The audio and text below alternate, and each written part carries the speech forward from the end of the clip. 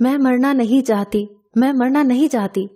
میں زور زور سے چلا رہی تھی، پر کوئی بھی میری آواز سننے والا نہیں تھا۔ میں خود یہاں تک آئی تھی اور اپنے ہی جال میں پھنس گئی تھی۔ مجھے اپنی موت صاف نظر آ رہی تھی، اور وہ دن بھی جب میرے سامنے ہزاروں لڑکے جھولی پھیلائے کھڑے تھے، پر مجھے تو وہ چاہیے تھا جسے میری طلب ہی نہیں تھی۔ کون تھا وہ جسے پانے کے لیے میں ہر حد تک گئی، جسے پانے کے لیے میں نے اپنی نسوانیت داؤ پر لگا دی؟ آج میں آپ لوگوں کو اس شخص کے بارے میں بتانے جا رہی ہوں جو میرا نہ ہوا تو میں اسے کسی کا بھی نہیں ہونے دوں گی۔ ہاں، وہ میرے سامنے ہی تھا، موت کے بالکل قریب۔ میں اسے مارنے آئی تھی، پر بازی پلٹ گئی۔ میں خود موت کے اندھے کنویں میں گر گئی اور اب بے یار و مددگار پڑی چیخ رہی تھی۔ میں یہاں تک کیسے پہنچی، یہ ایک لمبی کہانی ہے جسے میں اب سنانے جا رہی ہوں۔ میرا نام ناز ہے اور مجھے بچپن سے ہی خود پر ناز رہا تھا، بلکہ ناز سے زیادہ مجھ میں نخرہ تھا، اور میرا نام اسی لیے مجھ پر خوب جچتا تھا۔ میں بچپن سے ہی کسی مومی گڑیا کی مانند تھی۔ نزاکت، ادائیں، یہ سب کچھ مجھے وراثت میں ملا تھا۔ جیسے جیسے میں بڑی ہوتی گئی ویسے ویسے میری خوبصورتی میں اضافہ ہوتا گیا۔ گلی، محلے اور خاندان کا کوئی ایسا لڑکا نہیں تھا جو مجھ پر نہ مرتا ہو۔ میں اپنے حسن سے اچھی طرح واقف تھی، اور مجھے کہاں پر اپنے حسن کا استعمال کرنا تھا یہ بھی مجھے معلوم تھا۔ اسی لیے کالج میں ہر لڑکا میرے آگے پیچھے گھومتا تھا۔ میری ہر اسائنمنٹ، ہر پریزنٹیشن مجھے بنی بنائی مل جاتی۔ لڑکے تو دور، لڑکیاں بھی میری بات رد نہیں کرتی تھیں۔ ہر کوئی مجھ سے کسی نہ کسی طریقے سے جڑا رہنا چاہتا تھا۔ ویسے تو کالج میں بہت اچھے اچھے لڑکے تھے، لیکن کوئی بھی ویسا نہیں تھا جیسا مجھے چاہیے تھا، ایسا شخص جس سے میں شادی کرنے کو تیار ہو جاتی۔ آج کل ویسے بھی گھر میں میری شادی کی باتیں چل رہی تھیں۔ میری امی چاہتی تھیں کسی نہ کسی طرح میری شادی میرے 3 ماموں میں سے کسی ایک کے گھر ہو جائے۔ میرے ماموں کافی امیر تھے اور امی چاہتی تھیں میں کسی امیر گھر میں جاؤں۔ دوسری جانب ابو چاہتے تھے مجھے کوئی ایسا لڑکا ملے جو مجھے کما کر کھلا سکے، اور میں تو بس ایسا شخص چاہتی تھی جس سے مجھے محبت ہو جائے۔ یہی باتیں سوچتی میں کالج سے باہر نکلی تو سامنے کھڑے شخص کو دیکھ کر میری رگ رگ میں زہر پھیل گیا۔ پوری دنیا میں جس انسان سے میں نفرت کرتی تھی اس کی شکل مجھے روز دیکھنی پڑتی تھی، اور وہ تھا علی، جو اس وقت میرے سامنے کھڑا تھا، میرا ڈرائیور علی۔ جانے ابا نے کیا دیکھ کر اس شخص کو میرے سر پر سوار کر دیا تھا۔ علی ہمارے پرانے ملازم کا بیٹا تھا۔ بچپن میں جب وہ اپنے باپ کے ساتھ ہمارے گھر آتا جاتا تبھی سے وہ مجھے زہر لگتا تھا۔ اس کی آنکھوں میں عجیب سا سرد پن تھا۔ ویسے تو میں اس کی شکل بھی نہیں دیکھنا چاہتی تھی، پر جب کبھی غلطی سے میری نظر اس کی آنکھوں میں پڑ جاتی تو میرے پورے جسم میں ایک سنسنی خیز لہر دوڑ جاتی۔ میری ریڑھ کی ہڈی میں سنسناہٹ سی ہونے لگتی۔ وہ بہت کم بولتا تھا، بلکہ بولتا ہی نہیں تھا۔ اکثر اس پر گونگے ہونے کا گمان ہوتا تھا۔ کبھی کبھی تو مجھے وہ انسان نہیں لگتا تھا، کیونکہ اسے درد نہیں ہوتا تھا۔ علی سے نفرت مجھے اب سے نہیں بلکہ بچپن سے تھی۔ مجھے آج بھی یاد ہے وہ دن جب میں اپنی سائیکل گھماتی پھر رہی تھی اور علی کو میرا دھیان رکھنے کے لیے میرے ساتھ بھیجا گیا تھا۔ مجھے سائیکل ٹھیک سے چلانی نہیں آتی تھی۔ اچانک میرا توازن بگڑا اور میں سائیکل سمیت پتھر پر گری۔ میرا سر پھٹ گیا۔ میں درد اور تکلیف کی شدت سے چیخ رہی تھی، رو رہی تھی، چلا رہی تھی، اور علی وہ میرے سامنے بیٹھا تھا۔ عمر میں وہ مجھ سے کوئی 3 سال بڑا تھا، لیکن نہ تو وہ میرے سر سے بہتا خون دیکھ کر ڈرا، نہ پریشان ہوا، اور نہ ہی میری مدد کو آگے بڑھا۔ میں اسے پکار رہی تھی، لیکن وہ اپنی سرد آنکھیں لیے مجھے گھورتا رہا، اور پھر میں بے ہوش ہو گئی۔ میرا بہت سا خون بہہ گیا تھا۔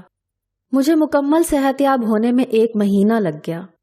مجھے اب علی سے خوف آتا تھا، پھر یہ خوف آہستہ آہستہ نفرت میں بدل گیا۔ پر اس دن کے بعد سے میں نے علی کو نہیں دیکھا، جانے اس کے ابا نے اسے کہاں بھیج دیا تھا۔ پر جب بھی وہ میرے ذہن میں آتا مجھے اپنے اندر سے نفرت کے سوا کوئی جذبہ ابھرتا محسوس نہیں ہوا تھا۔ اور اب 14 سال کے بعد وہ میرے سامنے کھڑا تھا۔ وہ اپنے ابا کی جگہ سنبھالنے آ گیا تھا، اور میرے ابا حضور نے اسے میرا ڈرائیور بنا دیا تھا۔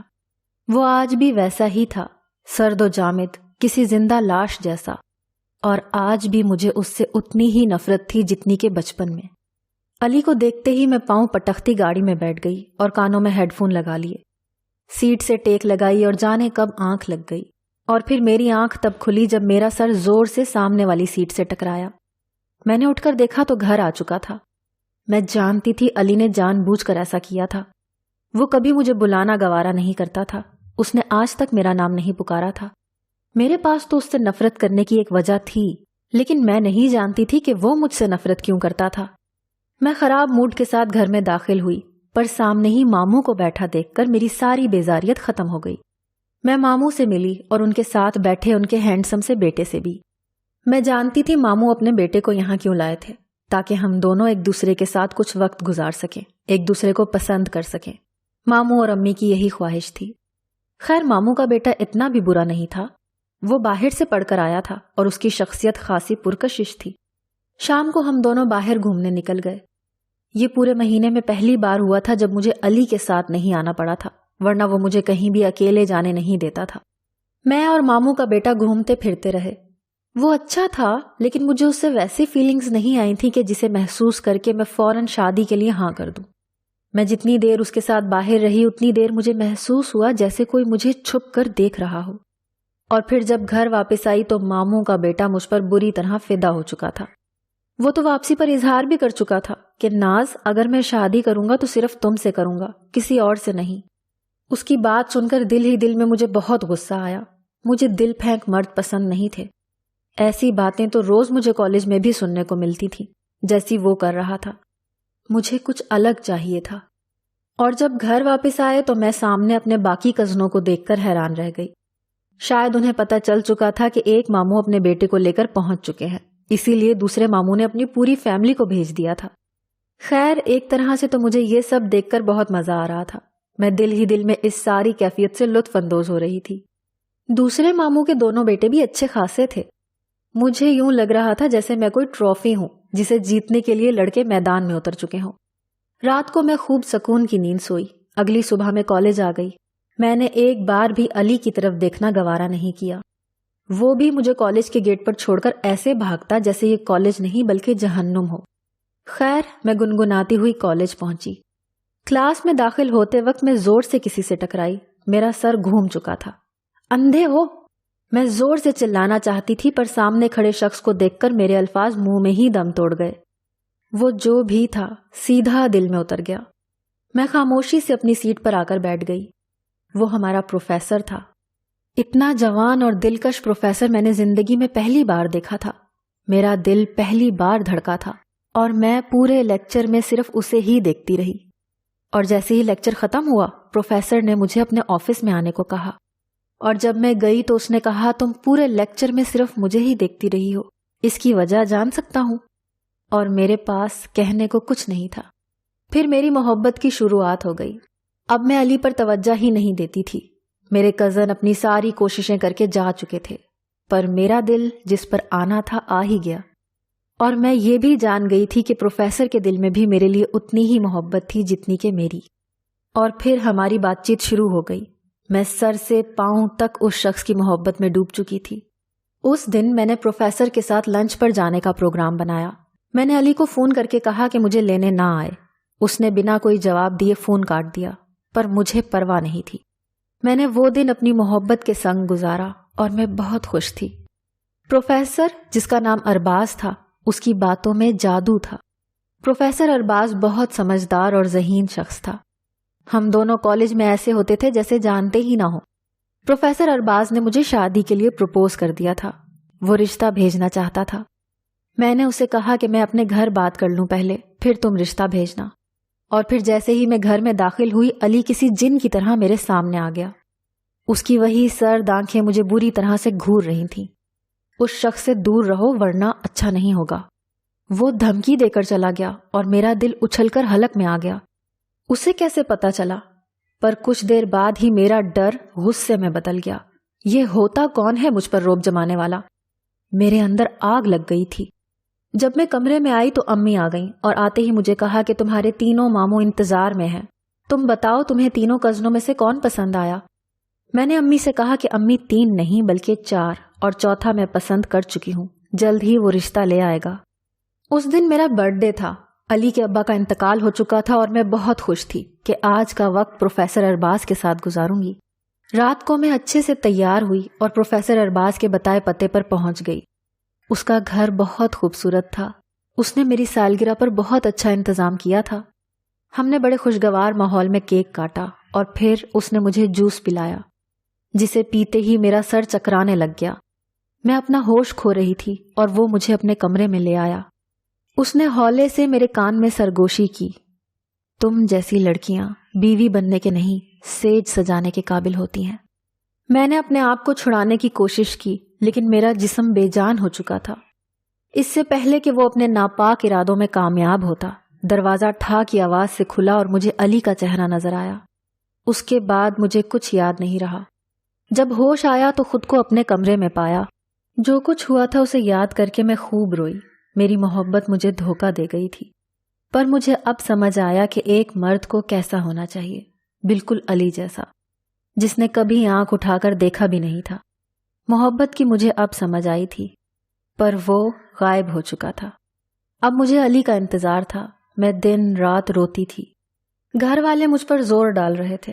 چاروں مردوں میں سے کوئی بھی اس قابل نہیں نکلا تھا جس سے میں شادی کرتی۔ اور پھر میں ایک رات اپنے بیگ میں اوزار رکھ کر علی کے گھر پہنچ گئی۔ میں ارادہ کر کے آئی تھی کہ اگر اس نے مجھے نہ اپنایا تو میں اسے مار کر خود بھی مر جاؤں گی، پر گھر میں داخل ہوتے ہی دروازہ بند ہو گیا۔ میرے ہوش اڑ گئے۔ سامنے ہی علی بیٹھا تھا۔ آؤ ناز آؤ، وہ مجھے دیکھتے ہی بولا اور مسکرایا۔ میں نے پہلی بار اس کے چہرے پر مسکراہٹ دیکھی تھی اور یہ شیطانی مسکراہٹ تھی۔ مجھے اس دن کا شدت سے انتظار تھا کہ تم خود میرے پاس چل کر آؤ اور میں تمہیں وہ سزا سنا سکوں جسے سنانے کے لیے میں بےتاب ہوں۔ میں تمہارے ساتھ وہ سب کرنا چاہتا ہوں جو تمہارے باپ نے میری ماں کے ساتھ کیا۔ وہ خطرناک لہجے میں کہہ رہا تھا، اور پھر جو حقیقت مجھے پتہ چلی اسے سن کر میں بری طرح ٹوٹ چکی تھی۔ علی کی ماں ایک بیوہ اور امیر خاتون تھی۔ میرے ابو اس کی کمپنی میں جاب کرتے تھے اور پھر میرے ابو نے اسے پیار کے جھانسے میں ڈال کر اس کا سب کچھ اپنے نام کروا لیا۔ وہ یہ سب برداشت نہ کر پائی اور صدمے سے جان کی بازی ہار گئی۔ پھر علی کو ایک نیک انسان نے پالا جو ہمارا ڈرائیور تھا۔ علی بچپن سے ہی مجھ سے نفرت کیوں کرتا تھا یہ اب مجھے سمجھ میں آیا تھا۔ وہ بچپن میں بھی مجھے مارنا چاہتا تھا، پر جانے کیوں اس دن اس نے سائیکل سے گرنے کے بعد مجھے بچا لیا۔ میں تمہارے ساتھ جو کرنے جا رہا ہوں یقیناً اس کے بعد مجھے سکون مل جائے گا۔ اس کے بعد وہ مجھے اپنے کمرے میں لے گیا۔ یہ دیکھ کر میں حیران رہ گئی کہ اس کا کمرہ میری تصویروں سے سجا ہوا تھا۔ جانے کب مجھے تم سے محبت ہو گئی، اسی لیے تمہیں بچپن میں بچا لیا تھا، پر اب نہیں۔ اس نے مجھے زنجیروں سے باندھ دیا اور میں اس کی منتیں کرنے لگی، پلیز علی نہیں، میں تمہارے ساتھ جینا چاہتی ہوں۔ میں رو رہی تھی پر اس پر اثر نہ ہوا۔ یہاں کوئی نہیں آتا، تم یہاں بھوک پیاس کی شدت سے مر جاؤ گی۔ تمہارا تڑپ تڑپ کر مرنا مجھے سکون بخشے گا۔ اور پھر وہ چلا گیا۔ میں چیختی رہی۔ کچھ دیر بعد پورے گھر میں دھواں بھر گیا۔ مجھے اپنی موت سامنے نظر آ رہی تھی۔ کتنی بدنصیب لڑکی تھی میں جسے صرف دھوکہ ہی ملا تھا۔ چاروں جانب دھواں پھیلا ہوا تھا، میرا دم گھٹ رہا تھا، اور پھر میں نے خود کو مرتے دیکھا اور علی کو خود کے قریب آتے۔ وہ پاگلوں کی طرح مجھے پکار رہا تھا۔ آج اس واقعے کو 2 سال گزر چکے ہیں۔ علی نے مجھے بچا لیا تھا۔ وہ آگ وہاں پروفیسر ارباز نے لگائی تھی جو اب جیل میں تھا، اور میرے ابو ایک ایکسیڈنٹ میں فوت ہو گئے۔ میں اور علی اب میاں بیوی ہیں۔ اس حادثے نے مجھے بالکل ہی بدل کر رکھ دیا تھا۔ اگر میں اس وقت ان چاروں کو چھوڑ کر علی کو نہ اپناتی تو آج اتنی خوشیوں بھری زندگی نہ جی رہی ہوتی۔ بے شک اللہ کے ہر کام میں مصلحت ہوتی ہے جو وقت آنے پر ظاہر ہوتی ہے، اور ہم اپنے پچھلے سارے غم بھول جاتے ہیں۔